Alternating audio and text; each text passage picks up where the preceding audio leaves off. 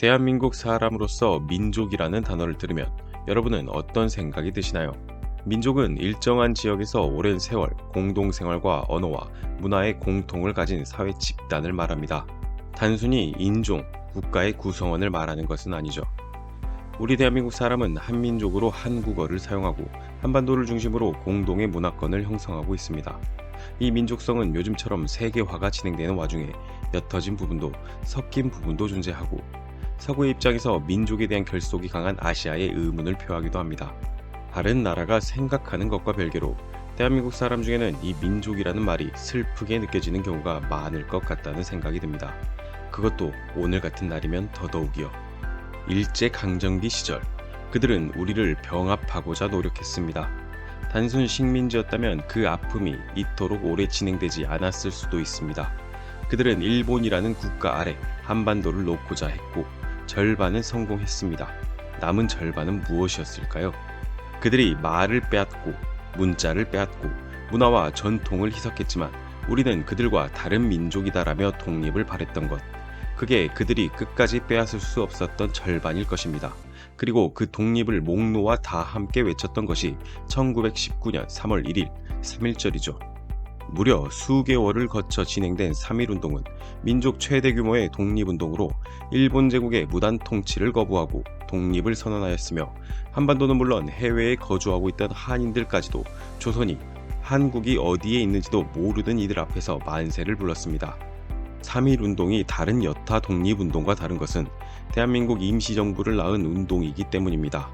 대한민국이라는 국가의 정통성에 3.1운동이 있다고 해도 과언은 아니죠. 하지만 가끔 우리는 우리 민족만, 그러니까 한민족만 이 운동에 참여했다고 자연스럽게 생각할 때가 있습니다.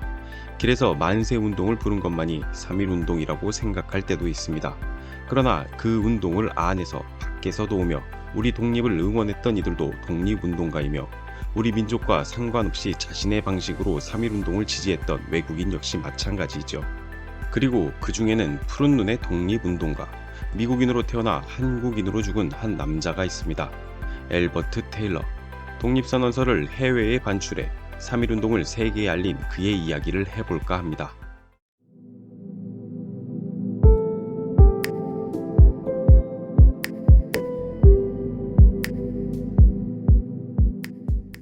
엘버트 테일러는 1875년 3월 14일 미국에서 태어납니다. 그는 아주 평범한 미국 사람이었습니다. 그의 아버지는 금광기술자였고 그 역시 자연스럽게 금광기술자가 되었습니다. 당시 한반도에는 지금과 달리 금광이 다수 존재했기에 그는 1896년 아버지와 함께 미지의 땅 조선, 즉 한국으로 들어와 금광 직원으로 일하게 되었죠.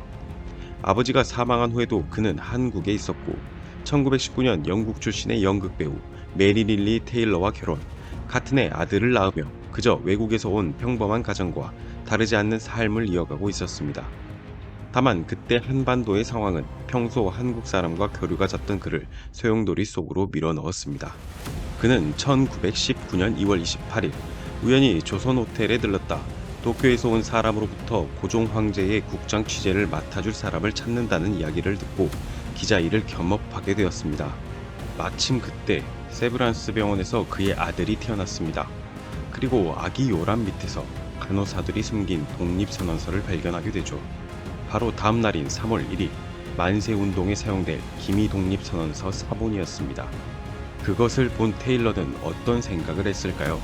그는 아들이 태어났다는 기쁨도 잊은 채 일제의 감시를 피해 독립선언서를 챙겼습니다.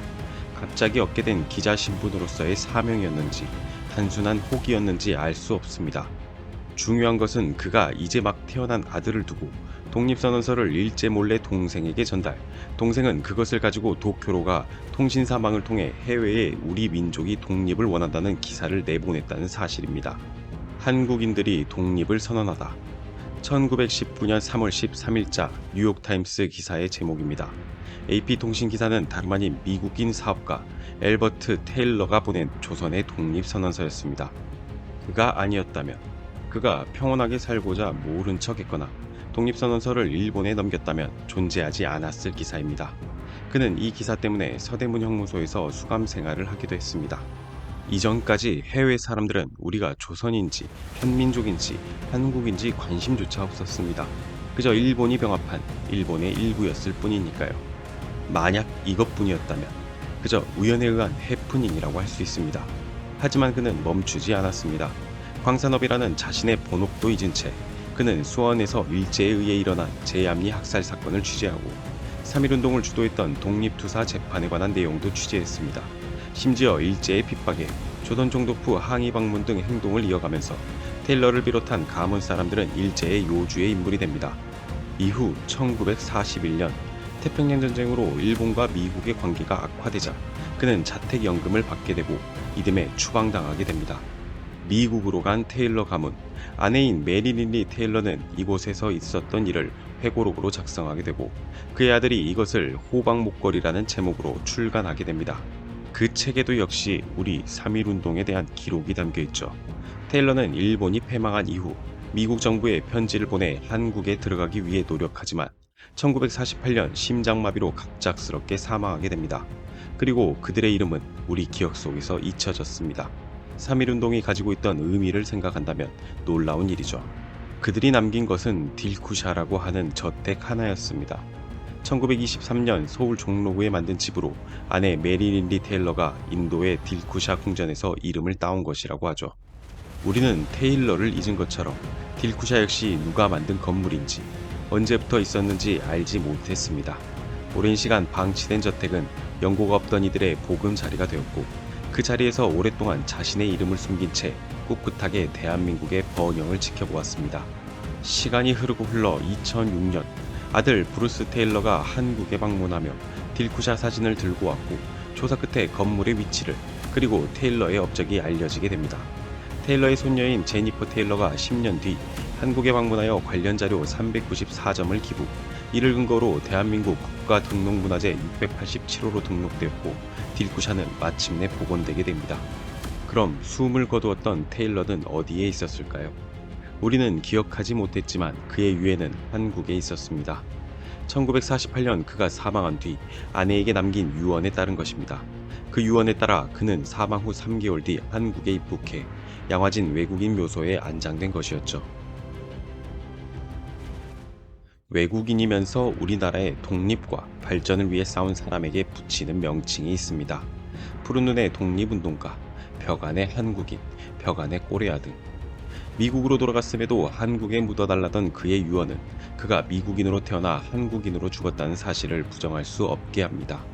사실 그 말고도 우리가 잊지 말아야 할 벽안의 한국인은 더 있습니다. 고종황제의 외교 자문을 맡아 독립운동을 펼쳤던 호모 헐버트, 신문사를 창간해 일제의 만행을 고발했던 어니스트 베델, 독립운동을 지지한 일본인 선교사 소다 가이치 등. 우리는 그들을 기억해야 합니다. 잊지 말아야 합니다. 그리고 잊지 않을 것이라 확신합니다. 3.1절은 단순한 공휴일이 아닙니다. 여러분이 그것을 기억하고 되새기는 시간이 되었으면 좋겠습니다. 영상을 시청해주셔서 감사합니다.